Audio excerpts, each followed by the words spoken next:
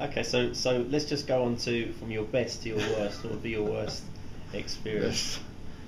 Well, they always say to actors, don't act with children and animals. Well, as a football coach, don't work with AFC Wimbledon ladies. Probably very unfair to say it, but mate, I did it for a season and it's shocking. Just total. You can't speak. You got 16 girls in a dressing room and they're all talking about this and that. It was hard. It was like getting blood out of a stone. So would you suggest in that respect, would you would have maybe had women coaching women? I think you could do. Yeah. I think you could do that. I mean, they were, and this was their ladies' side. It was their first 11. Now, to be fair, they were a great bunch, but just trying to express yourself and getting them to take on board what you were trying, I found it quite difficult to do it. So that's nothing against the girls, obviously, because they were a good side and decent bunch of ladies, but actually trying to work with them, cool, dear Lord. Have you played with or coached any professional players? Not necessarily Premiership, just. Well, that's a good one.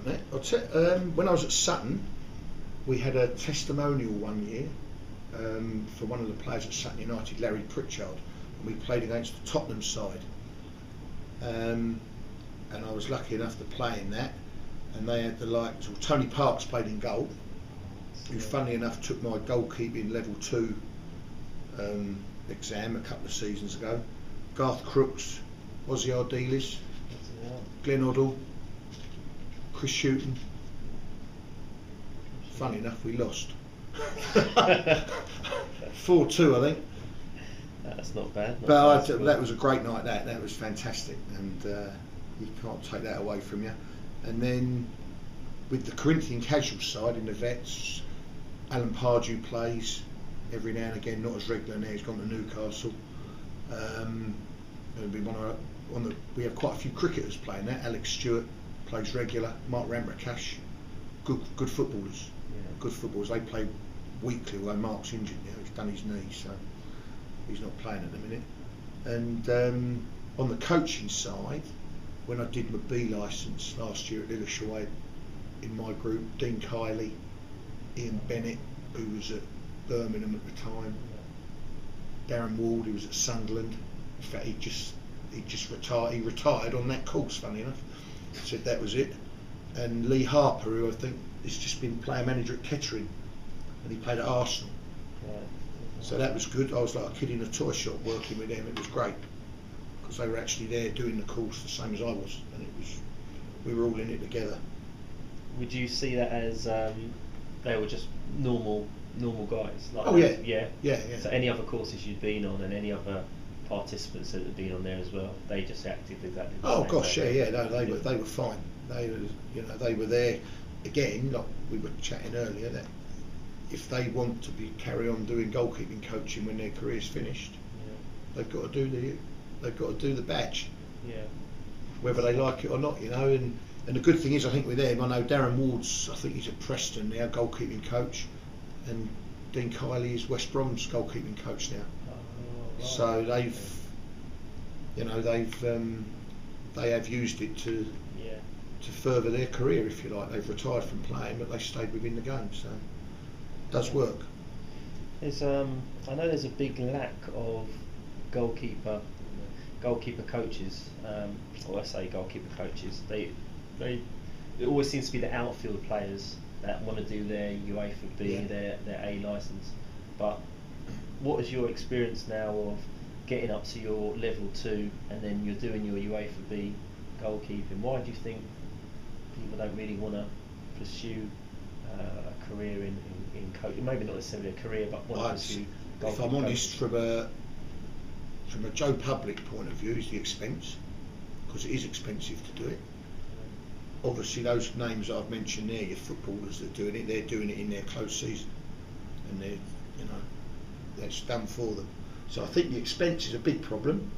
And from a goalkeeping point of view, again, all your top keepers, like who have been Schmeichel, Seaman, all these sort of guys. I think Seaman done his B licence the week or the season before I did mine, and I think he does a bit at Arsenal now, but he's not involved in it a lot.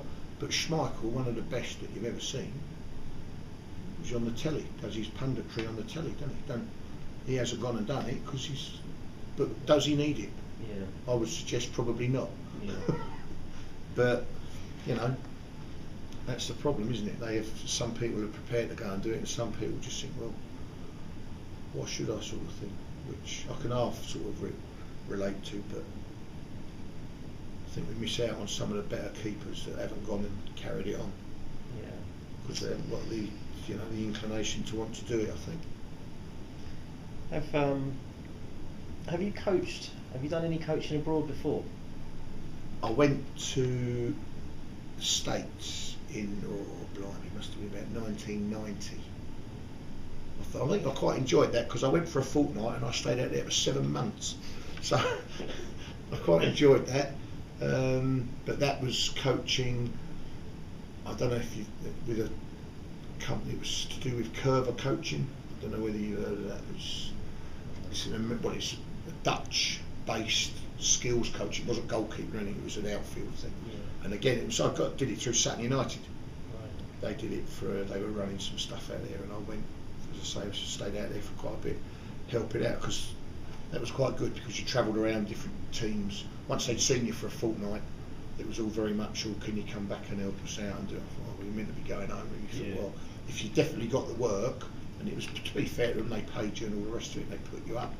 So you sort of travelled around. I was on the East Coast, Philadelphia, New York and all that, so that was quite good experience. Yeah. Again, should have followed it on back in the 90s rather than waiting till now to finish all your badges off. But no, again, good experience, good for your CV. Absolutely. So you've coached abroad, you've been to the States. Have you ever been to Africa? I went, was lucky, a couple of 3 years ago we went to South Africa, went on a cricket tour for 4 weeks in Cape Town. Right, okay. And surrounding areas, which was fantastic.